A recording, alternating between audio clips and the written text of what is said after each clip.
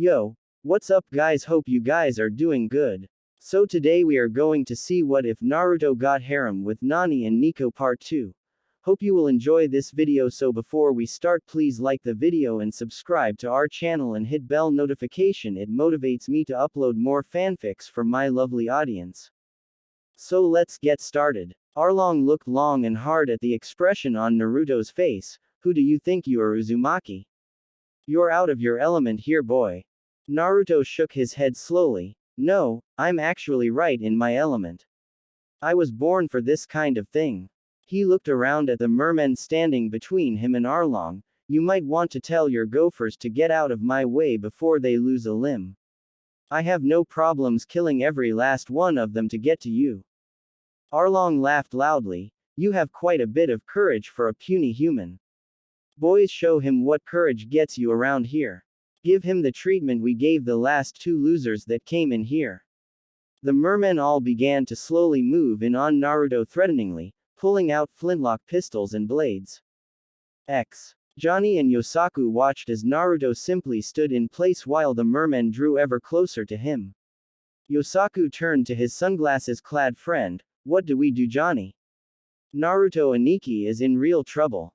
The villagers all stood behind them and the cage bunshin Naruto posted to keep them out, crying out to let them in to help him fight, but they simply stood in place.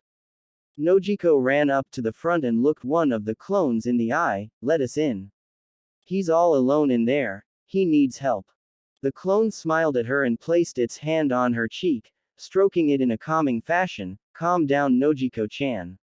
Boss wouldn't have done this if he didn't know what he was doing. He just doesn't want any of you to get hurt, that's all. Nojiko snapped out of the trance that the clone's hand had put her in, and he's going to let himself get killed all alone because he doesn't want us to fight and get hurt. The clones all started to laugh a bit. No, he's not worried about the mermen hurting you all. He's worried about him hurting you himself. He doesn't want any of you to get in the way while he cleans house of all the small fry. The clones looked up and smiled. Hey, you guys are late, the boss is about to start. Luffy, Usopp, Zoro, and Sanji looked inside past the clones to see Naruto facing down a couple dozen fishmen. Usopp freaked out at that sight. What is he doing? Is he insane? A little bit, was the admittance of Naruto's clone. Yeah, boss is crazy, but we're the best kind of crazy. Sanji pulled the cigarette from his mouth. What kind is that? The clones all grinned fairly, the unpredictable kind. By the way, you might want to get out of the way of the gate. Naruto started flying through hand seals at a rapid pace, confusing the mermen who had never seen such a thing before. Naruto eventually stopped and held one of the seals. I hate Sweden ninjutsu, so many damn hand seals. Sweden. Daibakufu no Jutsu, water release, great waterfall technique. Upon hearing the name of the technique, Arlong started to laugh uncontrollably. You think you can make a waterfall? What an idiot. Naruto simply kept a straight face until he heard a noise sounding like swelling water growing louder and louder. A smirk appeared on his face as suddenly a massive wave came spilling over the main gate of Arlong Park that the ships were to come through. The mermen watched in horror as they were hit with the full force of Naruto's tidal wave caused by his jutsu. The torrent of water crashed around within the gates of the fortress until finally spilling out into the bay, delivering many mermen into the drink. As they all swam to the surface, a few were dead from the blunt force trauma of being hit by a damn tidal wave, but there were a few survivors. Is that all you've got? A little water? We're mermen, you fool. I know. The mermen couldn't hide their shock as they saw Naruto walking on the surface of the water towards them, hands going through more hand seals at a pace that back in his days in the elemental nations could be construed as leisurely. I'm not done yet, we're just getting started. I still have to dispose of you lot once and for all. Sweden. Kippuri no Uzumaki, water release, whirlpool of finality. Naruto kneeled down and placed his palms under the surface of the water. Slowly an eddy began to form that began spinning the mermen. As they tried to swim away, they found that the pull of the whirlpool was getting stronger and stronger before finally the depth of the whirlpool was deep and massive. The mermen were all sucked to the bottom of the attack when Naruto finally pulled his hands up. There was a trail of water leading from his hands to the surface. Before he finally clenched his fists and broke the link between him and the whirlpool, the water then imploded sharply, leaving no sign of any of the mermen that were just a moment ago on the surface. The water settled and returned to its normal state. Naruto turned and started making his way back inside of Arlong Park via the waterway, whistling to himself the entire way. Everyone watching him dispose of the mermen were all wide-eyed at the display out in the water. Luffy snapped his hand out to point at Naruto. Naruto is awesome. He's not the ship's hobo, he's like a super hobo.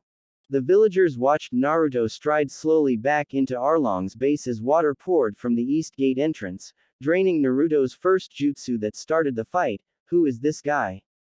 He can beat up Arlong's men so easily and go right back for more. He can walk on the water and cause whirlpools, and you're thinking about him beating Arlong's men. He must be some kind of lord of the seas or something. The clones stood steadily in front of the gate after the rest of the water drained. Genzo stepped forward. Why?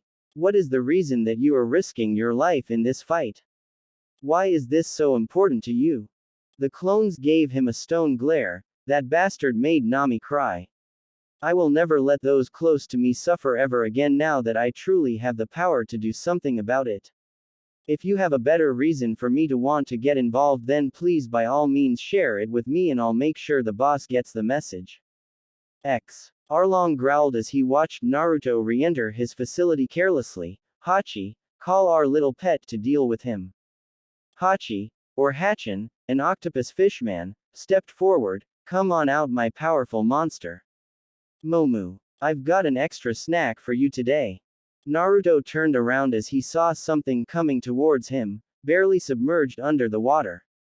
Eventually it emerged in front of Naruto, a massive cow-like sea-dwelling creature.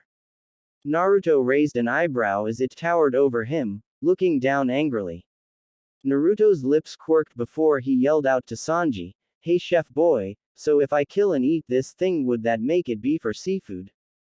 Sanji shrugged. I don't know, I was actually wondering that myself. Why don't you try it and I'll find out? Luffy pointed at Momu. Hey. We beat that thing up when we first got here. Naruto watched the monster cower somewhat at the sound of Luffy's voice. You're scared of Luffy? Then you really don't want to fight me. Tell you what, since you're more like their pet, I'll let you go, just stay out of my way. Momu looked at a grinning Luffy, then at a grinning Naruto. Luffy, Naruto, Luffy, Naruto. It finally turned around to head back out of the base, deeming discretion as the better part of valor. Naruto's grin never slipped. Good choice. Momu, what are you doing? Arlong's voice stopped the creature cold in the water. Okay, if you really want to go, I won't stop you. Just go, Momu. He spoke in a threatening tone. The monster suddenly turned on Naruto with intent to kill. Moo. Naruto shook his head with a frown on his face as the Seiko bared down on him. You picked the wrong side to be afraid of, my friend. The Seiko launched at Naruto and dove at him in an attempt to devour Naruto in one bite. Arlong laughed as he watched his pet dive onto Naruto's body. Nojiko watched the massive sea creature seemingly devour Naruto in one bite in horror. He had been the first person she had met from outside of the island that had been ready and willing to fight for them. No en Naruto-kun, tears started to fill her eyes. The clones watching her break down frowned. Nojiko-chan, stop crying, please. It's okay. She looked up at them with teary eyes. How can it be okay? He just got eaten by that monster. The clones shook their head. If he was eaten, then we would have been dispelled. He's not dead, he's just milking it. Look underneath Nojiko-chan. Nojiko blinked her tears away. What? The sea cow surfaced, looking around in a confused fashion. It hadn't tasted anything other than water, so where did the human go? In the immortal words of my old sensei, you really shouldn't let your opponent get behind you all the time. Naruto stood behind the sea cow with an evil grin on his face and his right hand with a spiraling blue orb of power in it. Ahem, Konohagakure Hiden Taijutsu Ugi, Senengarashi, Sa no Rasengan Hidden Leaf Village Ultimate Hidden Taijutsu, 1000 Years of Death, Rasengan style. Naruto shoved the blue ball where the sun doesn't shine, though it was unknown how he was able to do it to a fish. Thinking about it simply gave people terrors, so they stopped wondering it. The Rasengan carved into the massive Seiko's backside, forcing it to cry out in massive pain as Naruto sent Momu flying into the air at Arlong Park, knocking out the very top of the tower with its body and having it continue on into the distance. The rubble from the tower fell down and actually crushed a few mermen to death. Naruto simply stood on the water looking at his destruction with a somewhat pleased look on his face. Are you done throwing the weaklings at me yet, or did I kill them all? I can do this all day, Arlong. X. Who is this boy? What kind of powers are these? I don't know of any Akuma no Mi that grants such immense power in combat. Genzo watched Naruto utterly decimate the majority of Arlong's forces with little actual effort whatsoever. Clones all shook their head. No Akuma no Mi. What is it with you people thinking that a stupid fruit gave boss that power? You couldn't be any further from the truth on that front. Zoro looked at the clones. Well then, how did he get it? I've never seen anyone do anything like this in my entire life. How can anyone be as strong as to manipulate the sea itself? The clones grinned. Good old-fashioned hard work is all I can say. Countless years of effort went into our training to hone our skills in order to fight foes far beyond our capacity.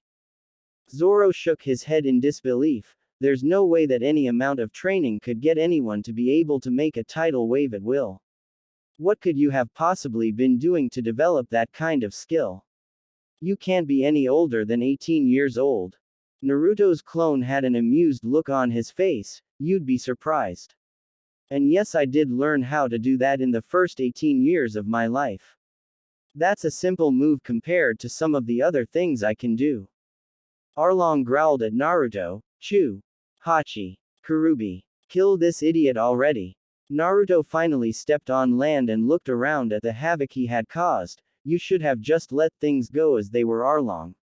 If you had let Nami leave and gather the rest of her money, I might have honored the village's request to leave you alone. Now I have to crush you. You brought this on yourself. Chu, a merman in a blue vest and brown pants, walked forward at Arlong's request. You can't beat us. We're not weak like the rest of the crew, we're Arlong's elites. Chu inhaled and spit a shot of water at Naruto, who dodged easily.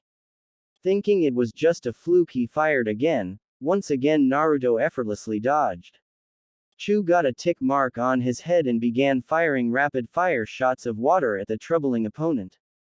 Naruto had his eyes closed as he moved around the speedy projectiles. Slow, slow, slow, you're all so slow. Naruto finished with delivering a heavy blow to Chu's ribs, doubling him over and forcing him to spit out all of the water in his body. Naruto grabbed Chu by his face and headbutted him, cracking his skull if nothing else by evidence of the blood that began to pour from his hairline, and threw him aside. He crossed his arms in front of the rest of the fishmen. Anyone else want to get maimed before I kill Arlong? Kurubi growled at the arrogant human. Hachi, if we attack him together he can't win against us. He's just one boy. Hachin nodded and drew 6 swords for each of his arms. Got it. He can't beat us together. He rushed at Naruto swinging wildly. Takoshi Kaiken, octopus foot miracle swords. Kurubi followed suit, rushing in with his hand cocked in a karate stance. Hyakumegawara Seiken, 100 tile true punch. They both made contact with Naruto as he burst into smoke. Out of the smoke flew a log that had been utterly splintered and obliterated by the assault of the fishmen. Kurubi and Hachin looked around for any sign of the boy. Where are you, coward? Come and fight. I'm a coward because I won't stand still and take your attack head on like some kind of brain-dead monkey.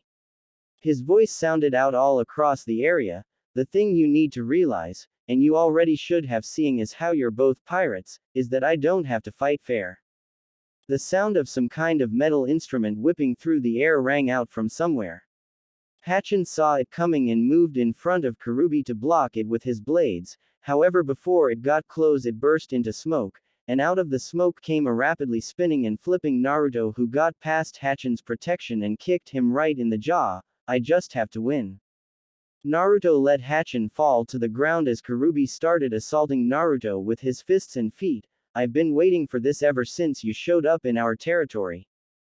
Naruto dodged and blocked easily enough, keeping himself from countering the blows. You've been waiting for me to get pissed off enough to come inside of Arlong Park and kick all of your asses. What a coincidence, I have too. Karubi growled and threw a punch at Naruto who simply stood still and caught the punch in his teeth. He bit into Karubi's hand, causing the fishman to cry out in pain as Naruto took out a chunk of his fist. Naruto ignored his cries of pain and chewed before spitting it out. He scraped his tongue with his hands. Blah, gross. I've wanted to try that since I was little and saw a guy like you. I now have to say that you mermen taste like crap, you have to be the cheapest seafood ever. Karubi looked at Naruto murderously. I have had enough of you. This ends now. Naruto smirked. I agree, what is this again? Karubi set himself in a traditional stance. This is the true essence of fishman karate. This punch can shatter 1,000 stone tiles and will be more than enough to obliterate a lowly human like you. Senmegawara Seiken, 1,000-tile true punch. He came at Naruto with a renewed speed and thrusted his fist out with more intensity than any other attack. However, Naruto simply ended up standing on his outstretched fist. That's much better, but still, Naruto reared his foot back, too slow. Naruto proceeded to punt Karubi in the head, snapping his neck and sending his head hanging backwards limply. Naruto jumped off of the deceased fishman's arm and allowed him to fall back, dead. Naruto rubbed the back of his head. Geez. Maybe I kicked him too hard. He looked back where he saw Hatchin standing back up glaring at Naruto. You killed him. Naruto shrugged. It was either him or me, and I value my life much more than I value any of yours. You guys are simply in the wrong place, at the wrong time. Hatchin pointed all of his swords at Naruto. I won't forgive you. Naruto sighed. I really should have let Zoro fight you, he would be having a ball right now. Hatchin's eyes widened. Zoro. Roronoa Zoro. Where? He was looking around rapidly for the man that had fooled him earlier. Naruto reached into his pack and flung a kunai at the merman. Hatchin saw it coming and dodged it. I'm not falling for that again. However, a shadow appeared above him that was expanding rapidly. Dynamic entry. Naruto drilled Hatchin with a kick in face that sent him into the concrete ground, cracking it and leaving a crater. Naruto stood up straight with a big grin and delivered a thumbs up, teeth shimmering. Woo yeah, Guy Sensei, check out my eternal youth. Naruto stopped and slapped himself across the face hard enough to draw blood from his mouth. I will never do that again. Nojiko watched the battle in awe. He's amazing, he just beat Arlong's entire crew without a hand being laid on him. And he told us the whole time that he was entirely capable of it. I thought he was just full of it, but he never seemed overconfident when he said it. Luffy grinned while he watched Naruto fight. He had to be the strongest person he had ever seen. At first he was upset seeing as how Naruto had come in and commandeered the entire fight, but right now he didn't care as long as someone was doing it. Nojiko smiled. I believe in him. I regret ever doubting him. This fight is giving everyone a new hope. Naruto took a moment to look around at Arlong Park. What once was a pretty scenic little place was now mostly rubble. The walls were crumbling, there were bodies strewn all about. Naruto had destroyed the little pool that led to the ocean. The only thing that was pretty much still standing was the main tower itself that Arlong was still sitting under. Man, I fucked this place all up. Do pirates have insurance? Arlong was seeing red as he watched how Naruto was carelessly destroying his men, some random human that walked in out of the blue one day and turned his empire upside down in a matter of hours. He stood up and stared Naruto down. I'll tell you what. If you surrender now, I will spare the lives of everyone of the villagers of Kokoyashi village. However, if you fight me, I will kill every last human from that wretched village. I will not spare any man, woman, or child, except my dear Nami, of course. I still need her to make her wonderful maps for me. No matter which you choose, I am going to kill you. You have caused far too much trouble for me, but you can at least spare the lives of all of the others. Naruto shook his head. How can you still believe that you have a chance? I've killed pretty much everyone loyal to you, so even if you do get rid of me, then what will you do after that? You're the captain of nothing. You have no way to actually enforce your rule over anything because you have no muscle. But even so, I already promised to kill you for the senseless pain you've caused this village and Nami-chan. You can simply save me the time and carve out your own heart now to skip the painful part where I have to butcher you myself if it would make you feel any better. Arlong bared his sharp teeth at Naruto. I'm a cut above the rest of these fools. Do you want to know why I'm here in the East Blue? Because Jinbei kicked me out of the Sunny Pirates for being too dangerous. Naruto grinned darkly. If you were weak enough to allow yourself to be kicked out, then you're obviously not that strong, are you? He looked at Arlong and laughed. You have no idea what power is. You're just a big fish in a small pond, literally.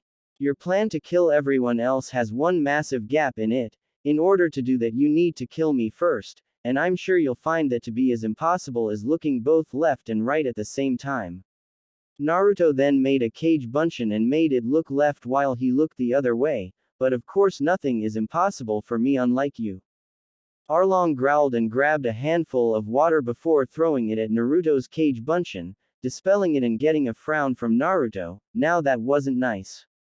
But you should know something very important before we fight, Arlong. Arlong picked up another handful and threw it at Naruto. The ball hit him as he burst into smoke.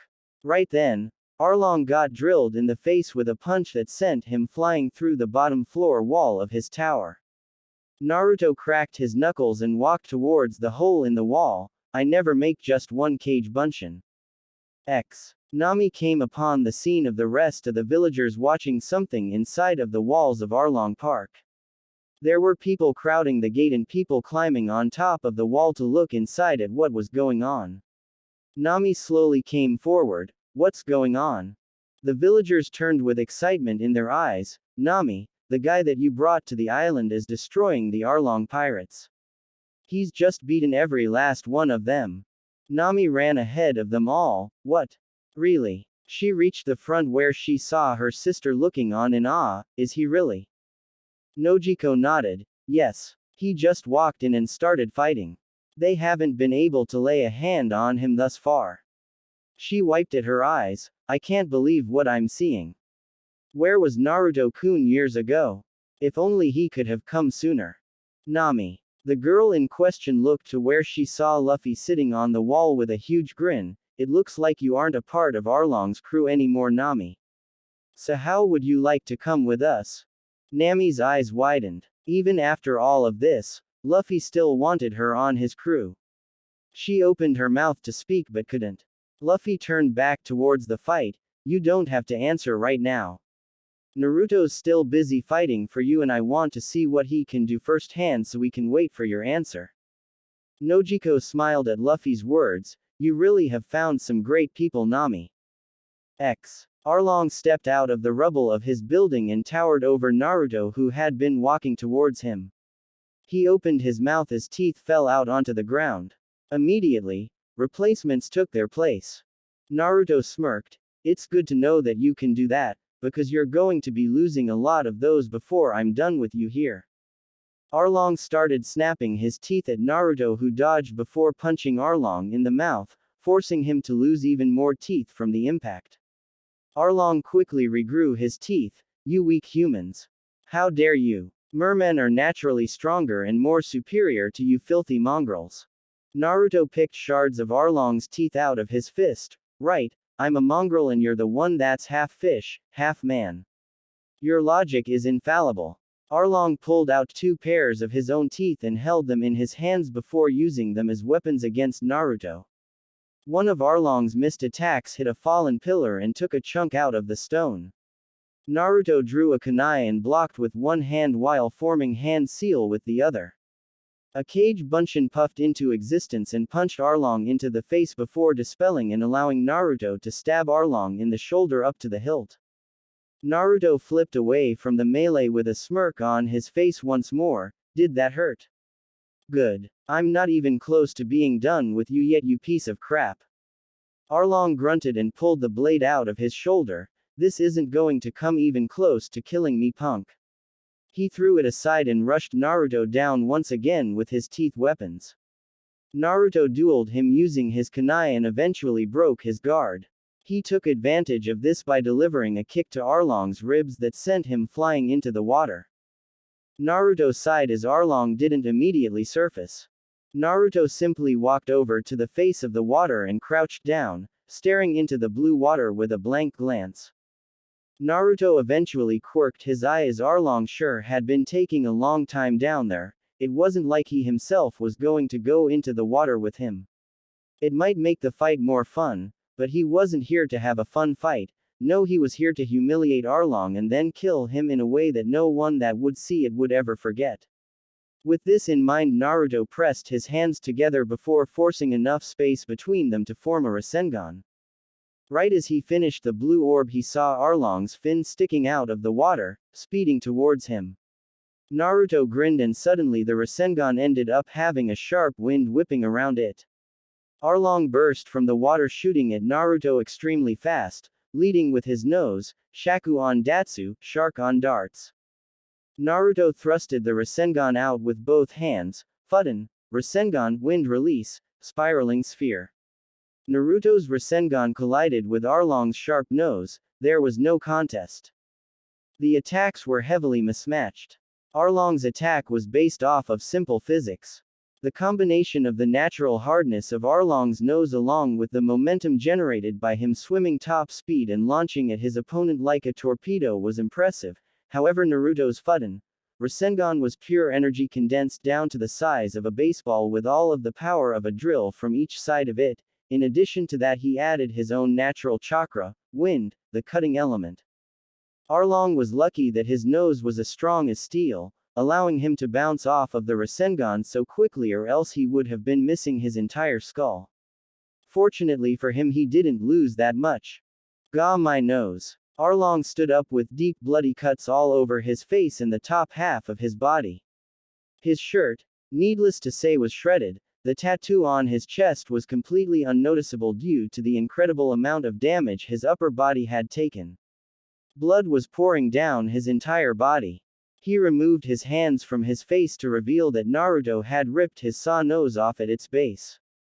Arlong's blood poured from where his nose had been severed from his face. You filthy worthless human.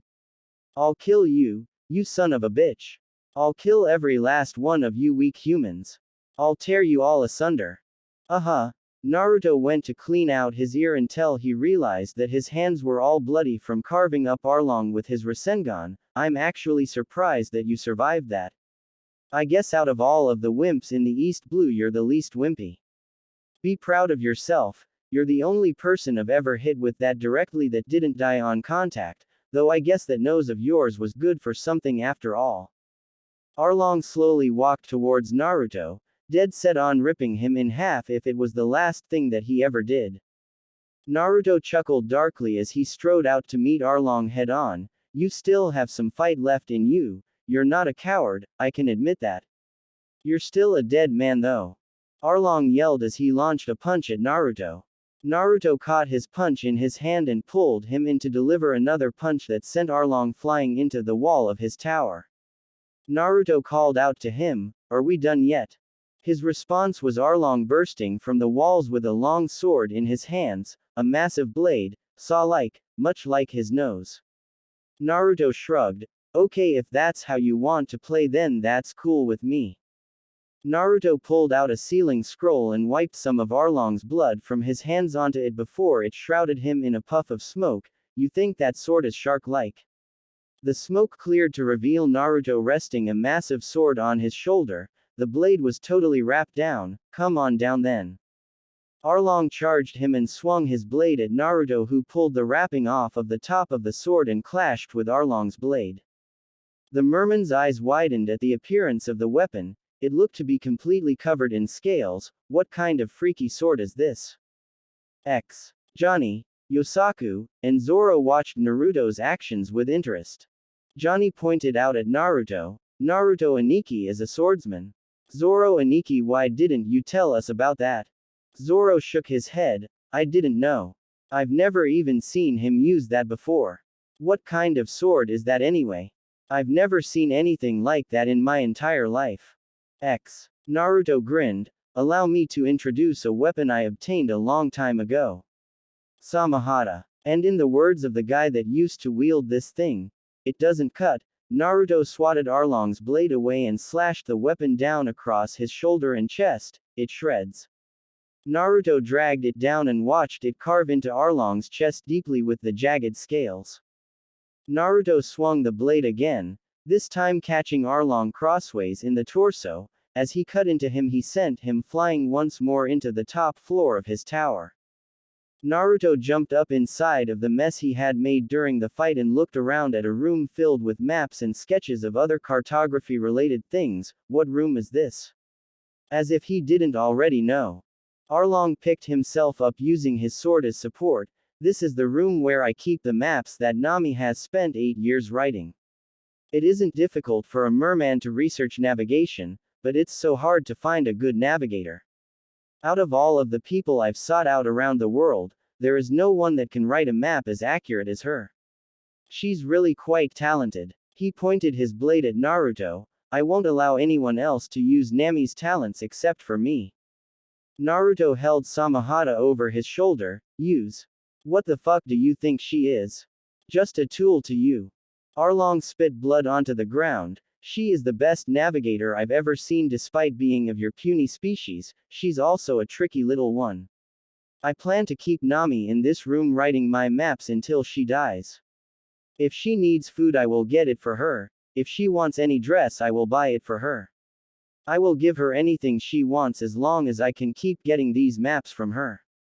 He gave Naruto a bloody evil grin, "Because we are friends."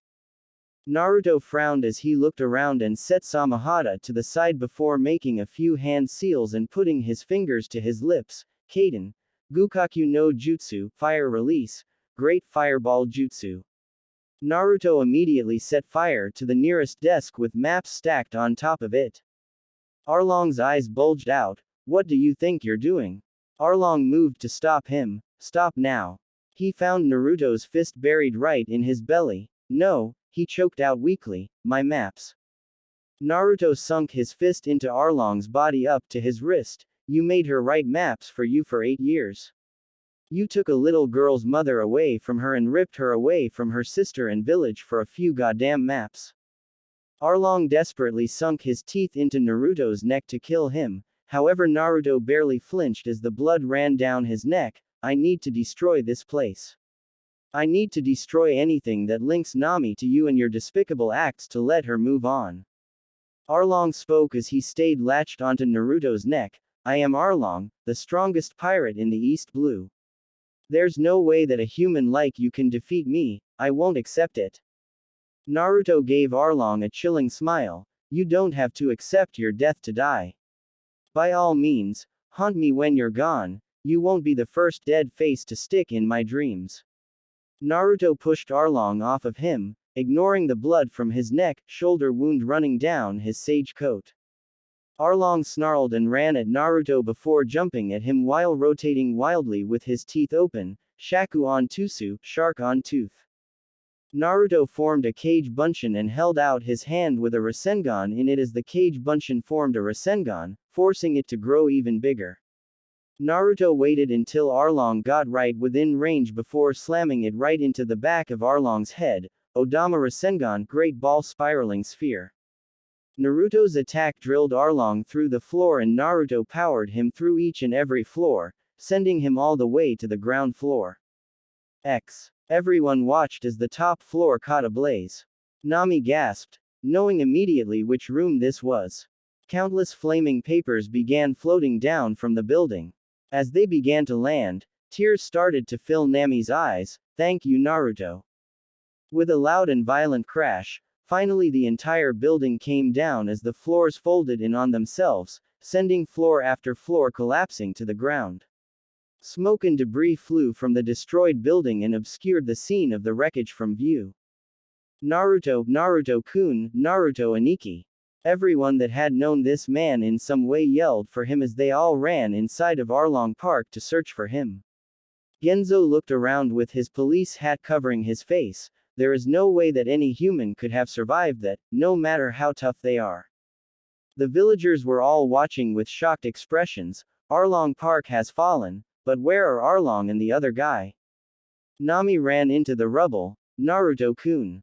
Ow. A pile of rubble pushed up revealing a quite filthy Uzumaki Naruto with a perturbed look on his face. My coat, Shima is going to kill me when I send this back to her. Naruto walked over to some place and reached into it, pulling up his sword. I'm sorry Samahata. I didn't mean for you to get caught in rubble. Here, eat up as an apology. Naruto generated chakra into the blade as it purred in satisfaction. Naruto grinned. Until next time then. He then resealed it into his scroll. Naruto. Naruto looked at Luffy who had a massive grin on his face. You won. You stomped that stupid fish. Naruto smirked. Oh yeah, I'm fine.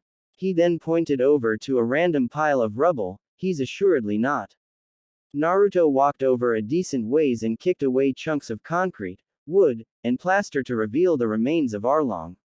After moving more rubble he scratched his head. Well, I can't rip his heart out seeing as how I pretty much pulverized the top half of his body. He placed his hand up as people started walking over. Man, that was overkill, you really don't want to see this. Nami walked over anyway and looked at the mangled corpse of Arlong. There was nothing above his waist. All of it was just a bloody smear on the ground. The Odama Rasengan had pretty much turned him into fishman paste where it had hit, and the fact that Naruto had drilled him at least several stories into the ground with it didn't hurt either. Naruto noticed that Nami couldn't tear her eyes away from Arlong's body, so he formed a few hand seals and placed his fingers by his lips. Kaden, Gukaku no Jutsu. Naruto incinerated Arlong's body to simply get rid of him. As she saw Arlong's body go up in flames, she turned to Naruto and gave him a tearful smile. Thank you so much, Naruto-kun. She threw her arms around him gratefully. Naruto simply held her and let her cry on his shoulder. Arlong Park has been destroyed. A massive cheer went up from the villagers at the sight of the symbol of their oppression being eradicated. However, their mirth was cut short. Stop right there. Everyone turned to see a man in a Marine's uniform that looked like a rat with men flanking him entirely. This is my lucky day, isn't it? I came to watch an interesting fight from beginning to end. No one will ever believe that an unknown boy like you would be able to defeat Arlong, or that you have any of the strength necessary to tear this place down on your own. Because of you, boy, every single belly of Arlong will be mine. Drop your weapons. I, Commander Nezumi of Unit 16, will be happy to accept all of the treasure. Naruto tensed up in Nami's arms. This she noticed. Naruto-kun. Naruto got her to let go of him so that he could turn to face Nezumi with the blankest of faces. Your Commander Nezumi. The man nodded proudly. Naruto nodded in understanding. And all of the rest of you are his men, and you knew full well what he was doing the entire time.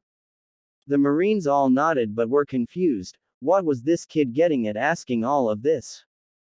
Fudden. Renkuden, wind release. Drilling air bullet. The man directly in front of Nezumi exploded and showered him and the surrounding Marines in gore. He screamed in horror. What is the meaning of this? Do you think you can get away with tea? He was cut off by a hand being shoved through his chest. Naruto's hand, covered in wind chakra, was sticking out of his back. Naruto looked up at Nezumi with an evil grin. Whoops, my finger slipped. It's just that when someone senselessly harms an innocent woman I can't control it. It's something of a little tick of mine. Nezumi let off a death rattle. You will pay for this. Naruto chuckled. You first. Naruto pulled his arm out with a wet squelch, dropping Nezumi onto the ground. and looked at the horrified Marines. Boo. The Marines all took off running as Luffy and the rest of his crew proceeded to beat them all up before letting them all run off. Naruto looked out and saw a ship in the distance. Counting down from 120, he turned towards it and inhaled deeply, a ring of a shockwave building around his mouth, and just held it until his count was done. Fudden. Renkuden, wind release, drilling air bullet. He let out a high-speed projectile of a highly pressurized air ball from his mouth at the ship. The Marines had hightailed it to their boats to row back to their ship. As many of them were climbing aboard, they saw a mass of rippling air flying at them. The ball exploded on contact with the ship's hull, sending tons of refuse and debris flying. Genzo watched the display and gulped in fear. You killed them. Naruto shook his head. No, I killed most of them. I should kill all of them, but I won't. I'm not a monster. Why? Naruto turned towards him and looked back at Nojiko, who blushed at the way he was intently looking at her. Oh, no real reason in particular, I just felt like they needed to die. He smiled and turned to leave. Well, that was a long haul. I killed a bunch of mermen and corrupt military men, pretty good day. He walked back out from the gate towards Kokoyashi village whistling a jaunty tune. 2 days later. The night of Arlong's defeat, a raucous celebration that the whole island partook in was thrown. At the end of it, however, the hero of the day, Naruto, was nowhere to be found. Chalking it up to simple modesty, they let the issue drop and went to bed.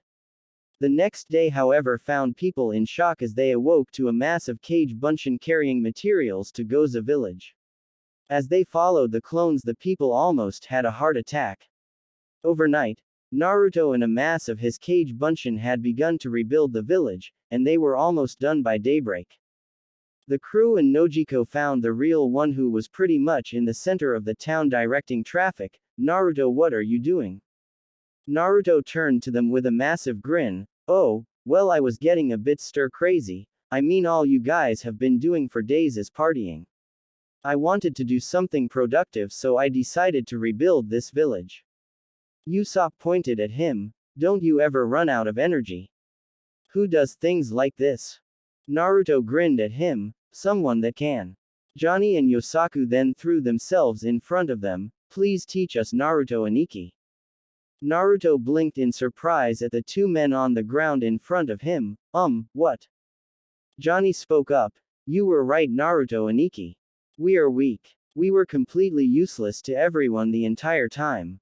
Everyone else is so strong, and our old friend Zoro, it seems as if he has left us in his wake as he gains his own strength. We don't ever want to be as useless as we were when we tried to fight for Nami Ainu again. He raised an eyebrow at the two men. Why me? I'm not really a swordsman specialist. Why not Zoro? He's more familiar with you two, isn't he? Zoro Aniki has a dream that he has to achieve. If we were to go with him now, we would only be in his way. Please.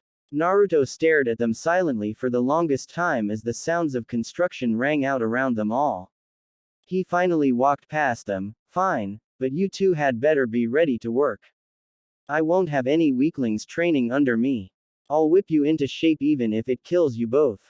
Thank you, Naruto and Ikki. Naruto walked back to Kokoyashi village. Don't thank me yet. You're going to hate me before long, I guarantee it. The night before Strafut's departure, Naruto sat out by himself. The villagers were still partying a week after Arlong's defeat, and he had grown bored of that. His clones had relinquished the rest of the work of rebuilding Goza village to the survivors, saying that it wouldn't be right of him to take the right to rebuild their lives away from them too.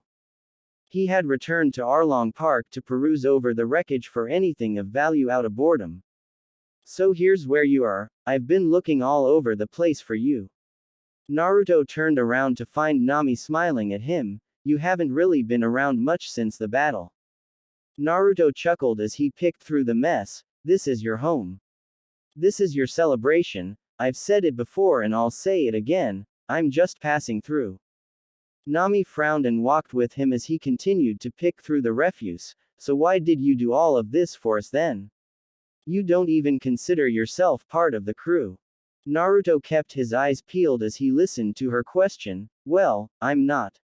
I helped you because I can do whatever the hell I want, and it just so happened that I was feeling particularly bloodthirsty that day. That kind of thing happens when someone hurts the people close to me. Nami blinked. You think we're close? Naruto nodded. Well, yeah, you're a friend of mine, Nami-chan. All you had to do when we got here was ask me to, and I would have blown that place to hell right then and there. But no, you had to drag it out for like 2 days and cut your arm all up to get me to take the decision out of your hands. Actually, the decision was out of your hands when that asshole Marine robbed your house and shot Nojiko-chan. Nami cringed. You shoved your hand through his chest.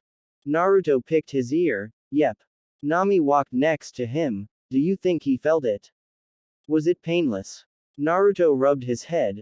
Oh Kami, no. That bastard felt every last second of it until I pulled my arm out.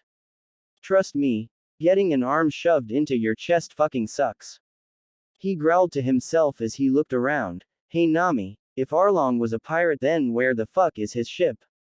Don't they need ships to do nautical things? Why else would they be pirates? Nami thought for a moment. Well, Arlong's main ship was broken down to build Arlong Park. Naruto pulled at his hair. Again, I reiterate, how was he a pirate again with a lack of naval transportation? I think he had a ship graveyard or something on the other side of the island. I never left with them. I always found my own way around, so I don't know. Nami shrugged apologetically. Naruto sighed. A graveyard, huh? Well, it's better than nothing. Maybe I can find a rinky-dink tub to get me far enough to get a proper ship. Nami looked down. So you're really not coming with us?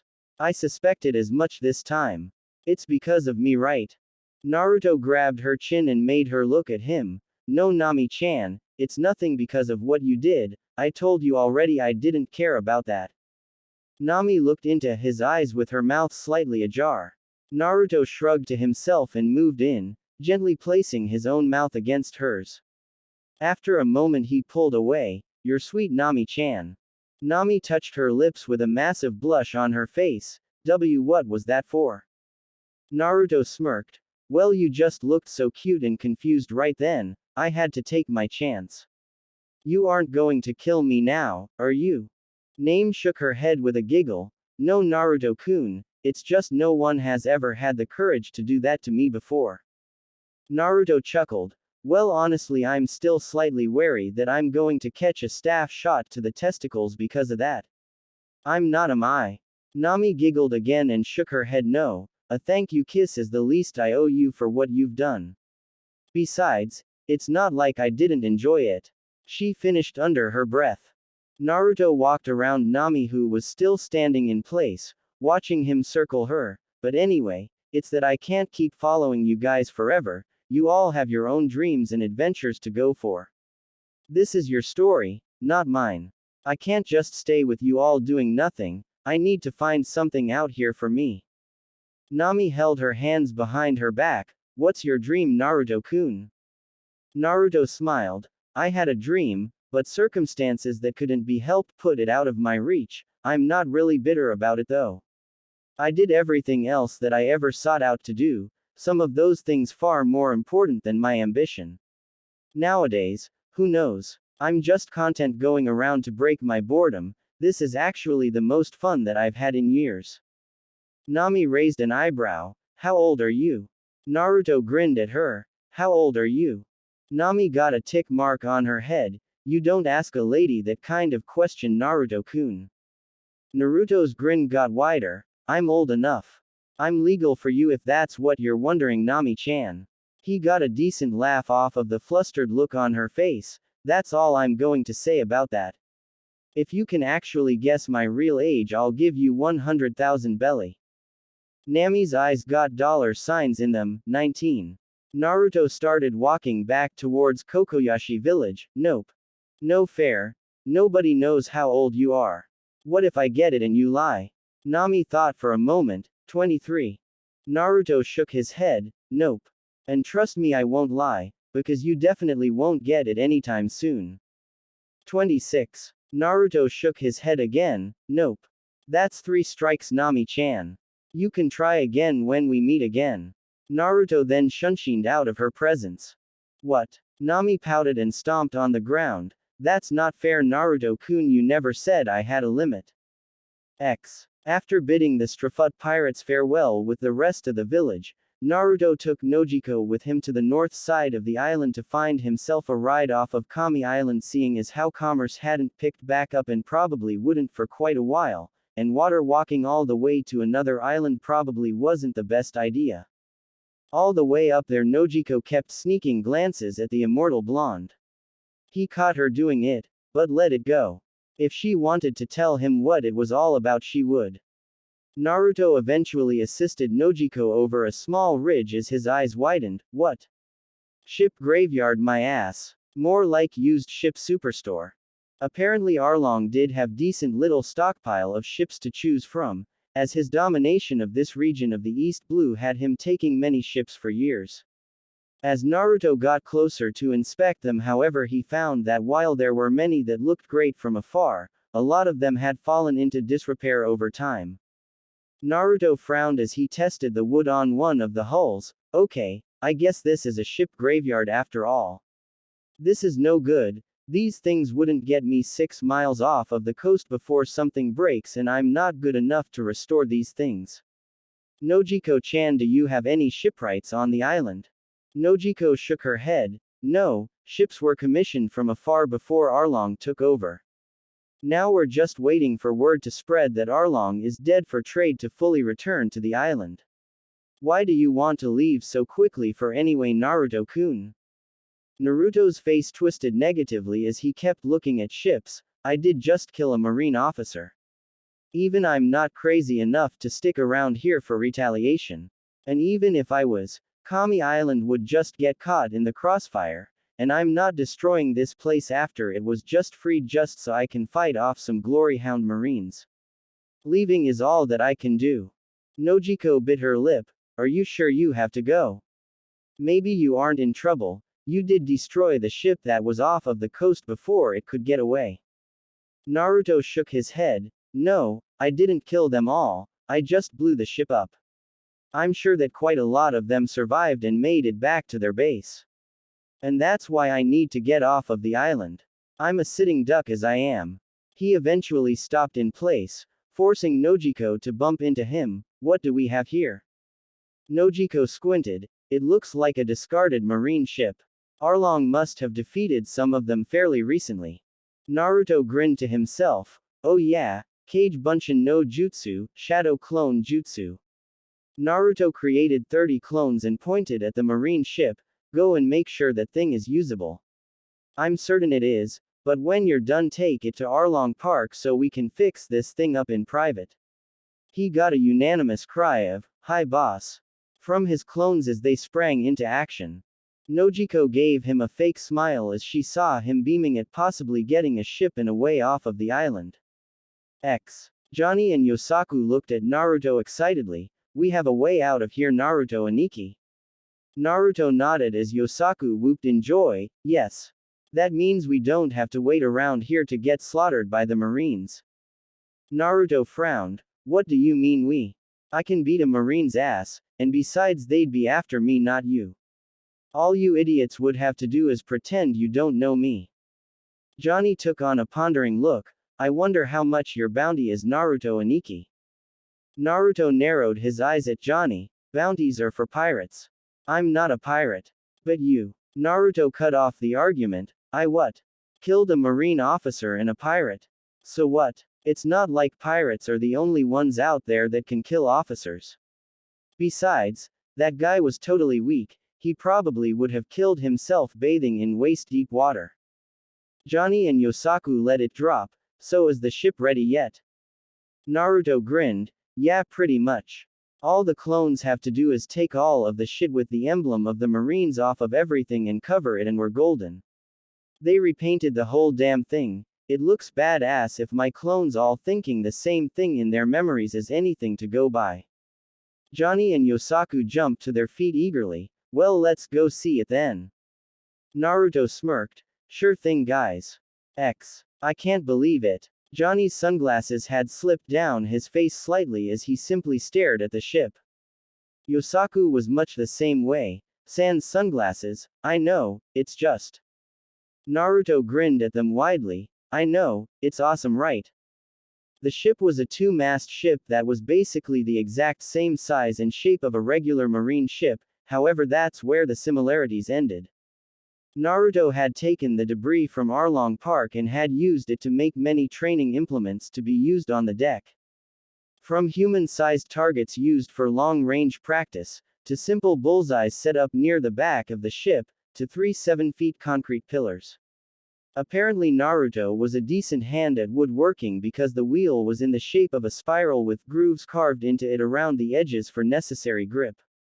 The masts had been painted blue, and let's not forget that the hull of the ship was painted orange, yes orange. Orange with blue trim. Johnny and Yosaku yelled at Naruto, "You painted it orange." Naruto snickered, yes I did. You got a problem with that? I saw a ship that looked like the circus came to town, therefore I painted my ship orange. Why? Naruto raised a finger in a scholarly fashion, because orange is badass.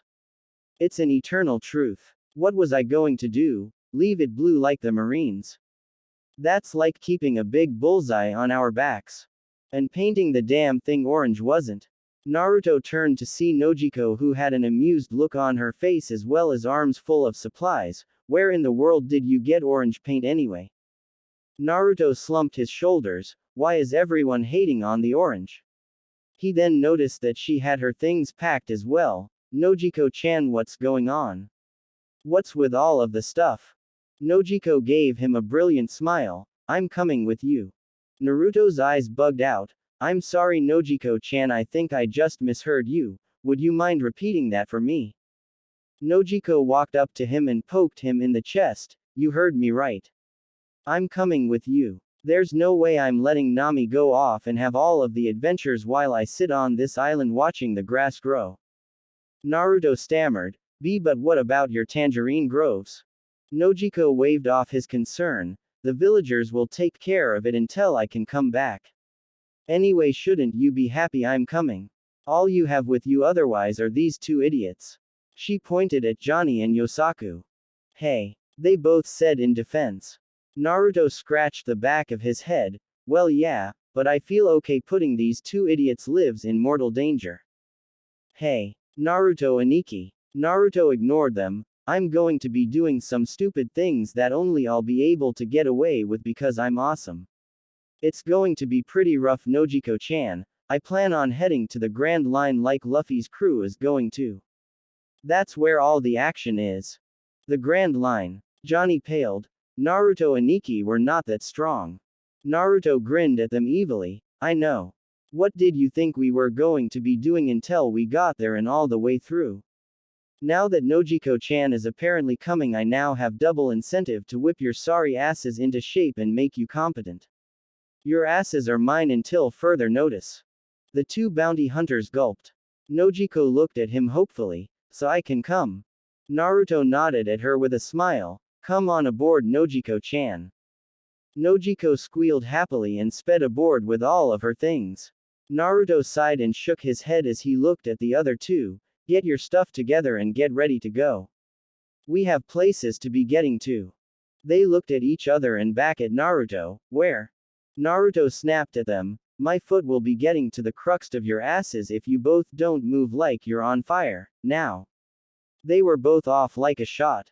Naruto sighed as he began walking aboard the ship before another presence stopped him. General San. How are you? Have you come to see me off? Genzo stepped up towards the boy. Nice ship. The color could make you go blind though. Naruto had a small storm cloud over his head as he pressed his fingers together. I did my best. I think it looks really cool. It's better than Luffy's ship anyway. Genzo had sharp eyes on Naruto. I tried to keep her from going.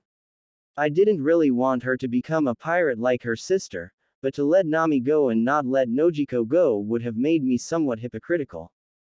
Naruto sighed and ran a hand through his blonde locks. I'm not a pirate. I haven't even done anything piratey. Why does everyone call me one?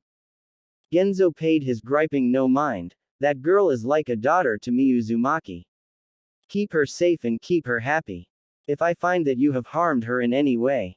Naruto cut him off with a sharp look of his own. That's enough, Gen-san. I would never hurt Nojiko-chan, just like I would never let harm come to Johnny or Yosaku, no matter what I say to them that hints to the contrary. Whatever it is that Nojiko-chan is here for, I'll do my best to make sure she gets it, even if it's just an adventure like Nami-chan is going to have, I can sure as hell do that. Rest assured, she will be fine. He gave the man a smile as he jumped onto the deck of his ship. Take care of yourself, Gen-san. I'll bring her back safe and sound. Naruto disappeared from the deck as Genzo turned to return to the village. She doesn't want an adventure, you blonde fool, she wants something else. An amused look fell onto his face. A god in battle, a fool in life, of course he would be. He let out a bark of laughter as he looked back at the orange ship. Johnny and Yosaku were standing on deck with constipated looks on their faces and their hands in a ram seal. Naruto sat off to the side holding Samahata. It was feeding time apparently. Despite knowing how bad an idea it would be for this information to get out, Naruto figured he could try to teach some jutsu to his crew since he was going to be taking them into the middle of the Grand Line for kicks. The problem was anything. Naruto asked lazily while Samahata purred in his grasp from the delicious flow of chakra. Come on, it's been 3 hours, you're telling me that you can't even feel it. Johnny and Yosaku fell to the ground in exhaustion, heaving and panting. No, Naruto Aniki, nothing. Are you sure we even have that chakra stuff in the first place? Naruto frowned and walked over to them with Samahata in grasp before setting it on them both. Samahata rumbled in Naruto's hand, getting a nod from the whiskered blonde. Yes, you both have chakra, but you guys never use it. That, and you also didn't even know anything about it until today. I had to train for years before I could access it. There was a school for it when I was a kid and they didn't even teach you any jutsu until you were like 10 or 11 years old. Johnny and Yosaku went wide-eyed over the thought of a bunch of kids blowing things up and making tidal waves like Naruto for a school grade. Naruto ignored them and carried on. Yeah, I guess that's why more people didn't know how to do anything with chakra, because it takes a while for your body to actually get used to the concept of such a power, and that's not even talking about the training that you have to do to access it. Nojiko came from below deck. Hey guys. What are you all doing up here? Sealing up Samahata, Naruto smiled at the girl. Ah, Nojiko-chan. Come here, I want you to try something out for me. Nojiko shrugged and walked over while Naruto turned to Johnny and Yosaku. Girls naturally have better chakra control because they have less chakra, so let's see if our girl here can use hers. He turned towards Nojiko and placed her hands in the ram seal. Okay, now I want you to focus. Focus on the bridge right between your physical and mental energies. Nojiko blinked blankly. How do I do that, Naruto-kun? Naruto stepped back. A very good question. Well, the way it worked for me when I was little was just tensing up my body and then having my mind set on reaching in and pulling that energy out. Nojiko stood still for a moment before nodding and trying to pull her chakra out. After a minute or two she dropped the seal and looked at Naruto apologetically. Sorry Naruto-kun, I can't do it either. Naruto waved it off. It's okay, I wasn't expecting any of you to actually be able to do it, yet anyway. I'll just have you work with the exercises that I did as a kid before the instructors tried getting us to use our chakra. I guess that stuff had uses after all. Naruto scratched his head. Though that does narrow down what I can teach you by a lot. Naruto pointed at the two bounty hunters. Not so much you two, because all you want to be able to do is actually not suck with a sword. That will be easy enough, all things considered. He then turned to look at Nojiko. No, it's you that I'll be having the real trouble with. Nojiko pointed at herself questioningly. Me? But I never asked to learn how to fight. I just want to travel. Naruto nodded. I'm well aware of that, Nojiko-chan, but I'm going to have enemies. Hell, I already have enemies. You're going to need to know how to defend yourself in case it becomes necessary, and chances are that it will. I don't want you to be a sitting duck waiting on one of us to save you. Nojiko frowned but nodded. I understand. Oh, I came up here to ask you something. Just where are we going next? You said we were going to the Grand Line. Do you have any idea about how we're going to go about getting there? Naruto laughed nervously and rubbed the back of his head, asked directions. All three of the ship's other inhabitants stared at Naruto in shock when Nojiko spoke up. You mean you don't know how to get to the Grand Line and you're trying to take us there? Naruto shrunk back. Hey, it's not like I've been around in this world the entire time. I've been winging it since we left. Hell, I don't even know where we are right now. What? Naruto recoiled at the sound of three people yelling at him as he cleaned out his ear. Well, yeah. What do I look like? A compass? I can barely read a land map. What the fuck makes you think that I can read a nautical map? Nojiko growled and immediately shoved Naruto out of the way before running inside to his personal lodgings. The immortal blonde stood up and dusted himself off. What was her deal?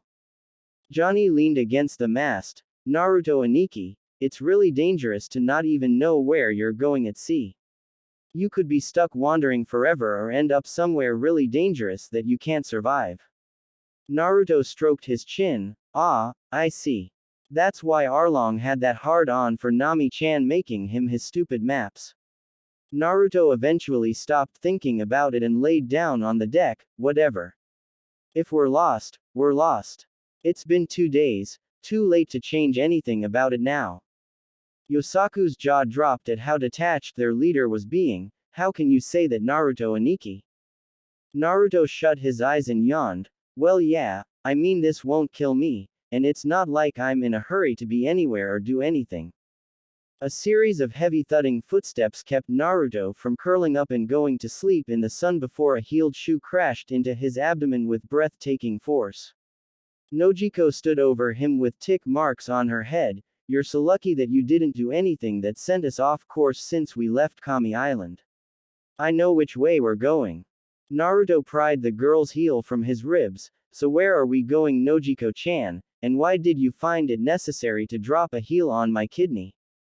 Nojiko sighed and walked up to the wheel, turning it in the correct directions. We're heading towards Logatown. It's actually a good thing we're going that way too, since if we need to head to the Grand Line, that's the place that everyone stops at beforehand. Naruto just stared at Nojiko, who looked at him with a smirk. What? You think I'm the sister of a navigator and I didn't pick anything up from it? Naruto chuckled. Well, consider me humbled by your knowledge, Nojiko-chan. I am just a humble barbarian from the final continent, don't you know? Naruto turned to Johnny and Yosaku. Okay, it's time for me to whip your sorry asses into shape. Get over here, now. The two men shrugged and walked over to him. Okay, last chance to back out. From this point forward, if I hear any inkling of quitting from either of you, you are going to suffer for wasting my time. Johnny and Yosaku both gave him firm looks. Yosaku spoke for them both. We're not backing out, Naruto Aniki. We want to be strong for the people we want to protect. Naruto pulled out a sealing scroll and in a puff of smoke had a bunch of bands in his hands. Well, we'll start you both off with this. In the blink of an eye he had placed them on the men's arms and legs. Ready? The men looked at Naruto blankly. What are we supposed to do with these, Naruto Aniki? Naruto chuckled and made a half-tiger seal. You'll see. The bands glowed before Johnny and Yosaku crashed to the ground in a heap with a loud smash. Nojiko ran to look from where she was, being surprised from the sudden noise. Both men slowly picked themselves up as Naruto held back laughs. Hey! Don't break the wood, you bastards! Stand up! They both reached their feet with their legs shaking. Johnny's sunglasses were slipping down his face. Naruto Aniki, what's going on? Is this your training? Naruto nodded. Yep. If you're going to be a swordsman, you're going to want to be able to cut your opponent before they can cut you. The way to do that is to be way faster than anyone else that you could be fighting. You also need to be able to block pretty much anything and break through pretty much anything. These weights will help you with that. Yosaku was sweating. Weights. Naruto pointed to his wrists and ankles. The two men looked at the bands. How much is this? Naruto did a quick run through in his head. I would say 25 pounds per limb, so you're both sitting with 100 pounds each right now. Nojiko paled from her spot. 100 pounds. Naruto-kun, that's a lot of extra weight to be carrying around. That will kill them. Naruto shook his head at the blue-haired girl. No, it won't, they'll be fine, they're just being drama queens. A friend of mine from when I was a kid did this with weights way heavier when we were 13. These two will be fine. He turned towards Johnny and Yosaku. Okay, 100 push-ups, 100 crunches, 500 punches per arm, 500 kicks per leg, and 50 laps around the ship. Go now, and if you quit or fall off the boat during the laps, I'll strap you to the lower part of the stern and leave you there until we dock. Understood. The men groaned in agreement, irritating Naruto. What was that? I don't think I heard you correctly. Did you just say, kick our asses and tie us to the front of the boat for a few days until we man up? Naruto and Ikki. They both stiffened up and dropped to the deck to eke out push-ups. Naruto nodded in a satisfied manner. That's what I thought. Now remember, push yourselves but don't pass out or something. However, Naruto made a cage bunshin. If he sees you actually slacking off, I'll have him motivate you. Nojiko frowned as she leaned on the wheel. That's cruel, Naruto-kun.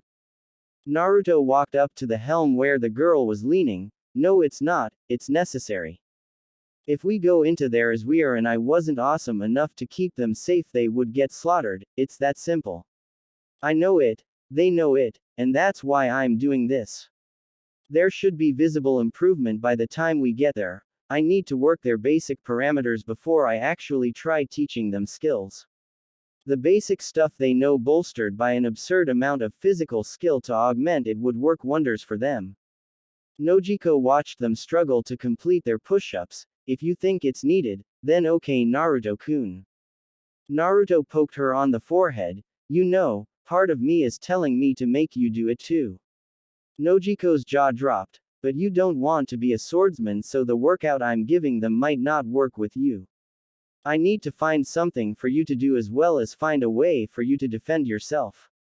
Speaking of defending ourselves, Nojiko said, ending his thoughts, there's nothing in the ship's armory. No bullets, no guns, no blades, not even any cannonballs or cannons to haul to the deck. We've got nothing. Naruto pointed at himself. We don't need cannons right now. I'm better than a damn cannon. I can kick everyone on a ship's ass by myself and steal all of their stuff, before even sinking the thing. Not that I would ever do anything like that. You're right though, we don't have anything. We definitely need to fix that. Nojiko's sweat dropped. Is there anything else we need to fix before we go to the Grand Line? Naruto thought about it. Well, we need weapons, ammo for the weapons. More food, medical supplies, stuff for basic upkeep of this thing. We need those two to be whipped into shape before they get themselves killed, you to get some kind of way to fight on your own so I don't have to bring your pretty little head back to Kokoyashi village to get buried, people to actually help run the ship that know what they're doing, a guy that actually knows their way around this watery wasteland called the ocean, someone to patch you all up when you get busted up, and tons of other stuff that slip my mind at the moment. Nojiko sighed. Is there anything we don't need to fix? Naruto grinned at her foxily. Well, me of course. Ha ha. Nojiko stated dryly. She looked out at Johnny and Yosaku, who were throwing punches slowly and heaving. Are they alright? Naruto spared them a glance and waved off her concern. They're fine. A loud thud sounded out as they both hit the deck in exhaustion. That's just them feeling the burn. Hey, get your sorry asses up. Naruto's cage bunshin barked at the downed and aspiring swordsman in training. What did I say about passing out? 1 week later. Naruto had Johnny and Yosaku run the same drills twice a day. Every second of their waking existence was spent training. In between the hated mass drills he had them fight him. Though he didn't use Samahata, or even anything with a bladed edge, No, he used a bakken, just a simple wooden sword, all of them did. With a bakken anyway, he could correct their mistakes without cutting them into ribbons or impaling them. Oh, it felt like he impaled them when he jabbed them in the belly with it, but it was safer than the alternative. Naruto had one hand in his pocket and had the other using the solid piece of wood to defend himself from the attacks. Naruto sighed as he parried the strikes of the two men, too rigid, too stiff. I know it's a sword, but you two are far too unflexible in the way that you fight. Naruto blocked a shot from Johnny and kicked his leg out from under him, dropping him to his knees before palming his face and shoving him off. Yosaku came in next and swung overhead at Naruto, who cracked him in the hands, forcing him to drop the sword before pushing him down from behind. Naruto watched them pick themselves up off of the ground. You guys only really know the basics, and that's okay. The pair gripped their practice swords and gritted their teeth. Yosaku spoke up, but how can we beat someone like you without knowing any good moves? I don't know what you're talking about. Naruto twisted the sword in his hands. I don't have a single blade technique. The mouths of Johnny and Yosaku dropped at the revelation of that knowledge, but how can you be called a swordsman and have such a powerful sword if you don't even have any listed techniques for it? Naruto chuckled, because it's not about what you know you can do with your sword, it's just about what you know you can do, period. You can make your own moves, you don't need me to teach you that. All that needs is a little imagination, and you two are two halves of the same brain. Johnny lowered his sword. So then what are we going to get out of all of this? Naruto raised his finger in an astute manner. What you will be getting out of training with me on your swordsmanship will be an appreciation for the unorthodox, knowledge of angles, and strength and speed. He then grinned evilly. And by the time we're done, you will realize that no one will ever be as rough on you as I'll end up being. You think this is hard? We haven't even gotten started yet. Come to think of it, Naruto made a half-tiger seal, forcing Johnny and Yosaku to buckle under the additional pressure. You guys are starting to move around a little too easily, 5 more pounds per limb. Naruto-kun. Naruto shunshin to the helm to see what Nojiko had called him for. What's the matter, Nojiko-chan? Do you need something? Nojiko shook her head and pointed at an island in the distance. We're almost to Logatown. I just thought I would tell you so you would stop torturing poor Johnny and Yosaku. Naruto gave her a dry look and pulled out another set of weights. Would you like to join them? I can find another practice sword too, so you don't feel too terribly left out. Nojiko turned away and proceeded to the other side of the ship. No thank you. I'm fine over here. Naruto smirked and waited for them to reach land. Naruto stretched as everyone hopped off of the ship. All right everyone. We're here to get stuff that we need for the Grand Line. I will be going off with Nojiko-chan to keep her safe and maybe find something cool for her to use. You two just walk around and do whatever you want. Consider it a way for you to adjust to your new weight. The two men glared at Naruto but held their tongues. Naruto grabbed Nojiko's hand and led her off into the crowded city. The blonde man and blue-haired girl looked around in interest. Naruto marveled at the size of the city. I never see cities this size. Even back in the elemental nations, cities never got much bigger than Konoha, and this place is bigger than that. Nojiko giggled at the look on Naruto's face. This city isn't even the biggest there is, Naruto-kun. We're going to see all kinds of amazing things on this journey, so you might as well get used to seeing marvels like this. Naruto laughed. Who do you think you're telling? You need a few more years under your belt before you start trying to tell me to expect the unexpected. Nojiko stuck her tongue out at Naruto. You're not any older than me, Naruto-kun. You might be strong, but you haven't seen everything the world has to offer yet. You're in the same boat as me. She finished with a light shove. Shaking his head in amusement, he kept looking around with a sigh. So this is where all the pirate stuff started, huh? It doesn't seem like it. This place seems really sleepy, totally way too docile to be a pirate hotspot.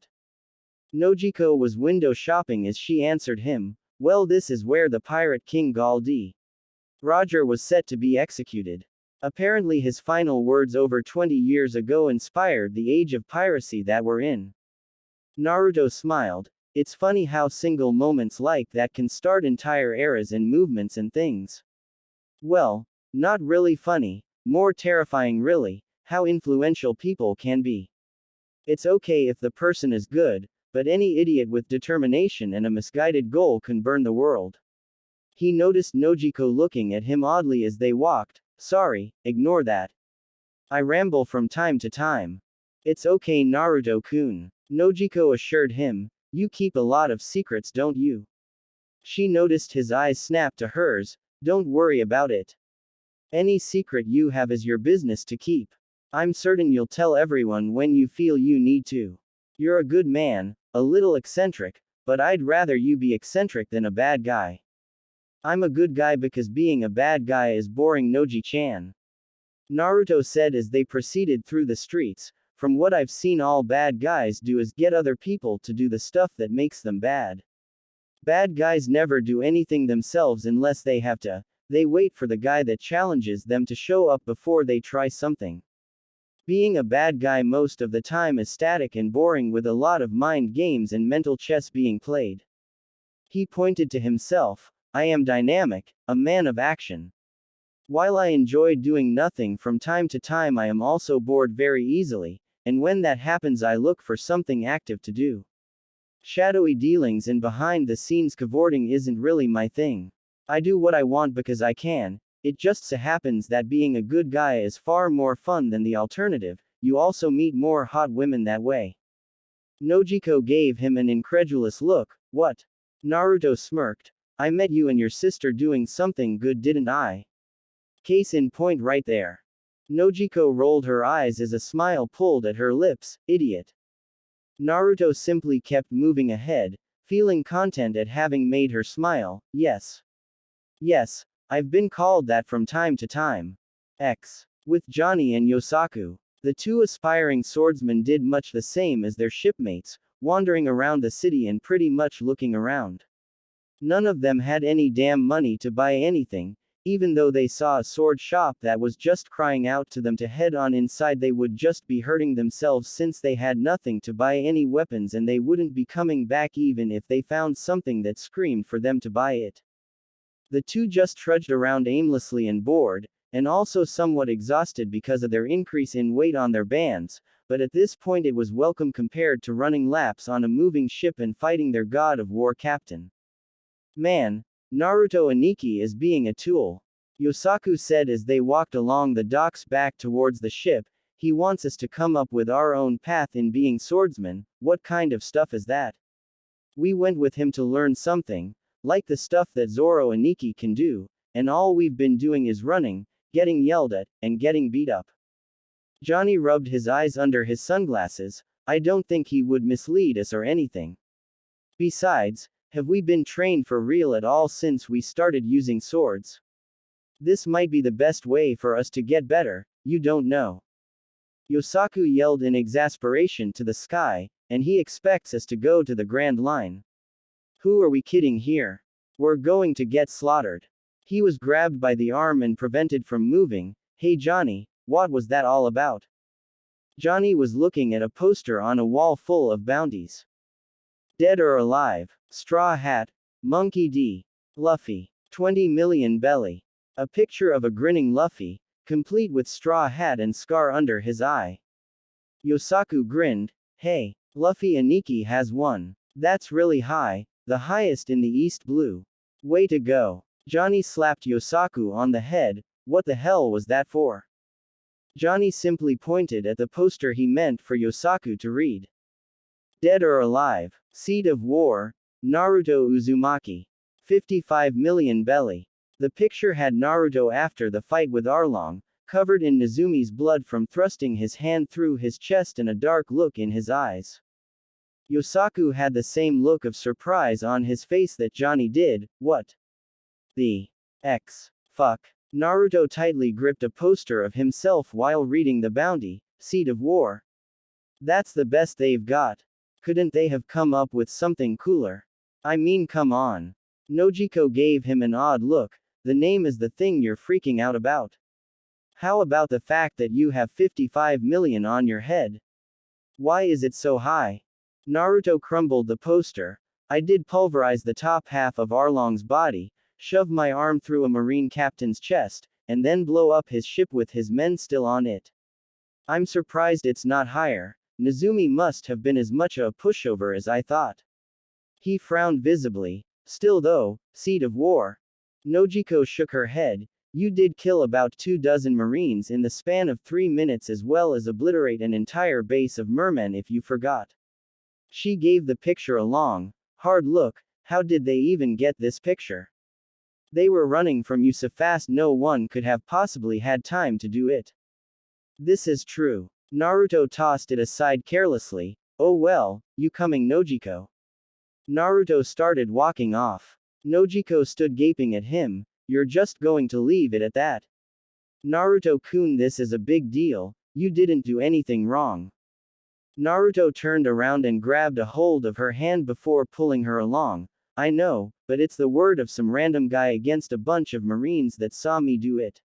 Not only that, but I really don't care because first of all if all marines are bounty hunters or as weak as Johnny, Yosaku, and that Nezumi loser then keeping them off of my back will be a piece of cake. Boom. What was that? Nojiko wondered as smoke came from the center of town.